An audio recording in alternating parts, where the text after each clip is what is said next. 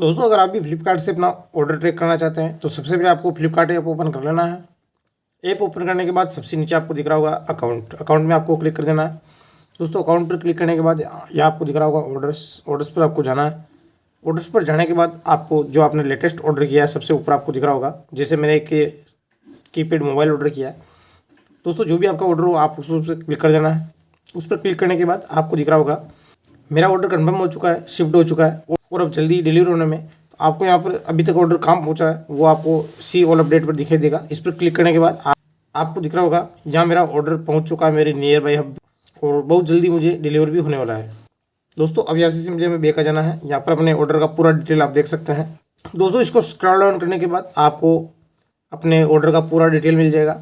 दोस्तों अब यहाँ से सिंपली हमें यहाँ से बैक आ जाना है। और दोस्तों वीडियो पसंद आया तो वीडियो को लाइक करके चैनल को भी सब्सक्राइब कर देना।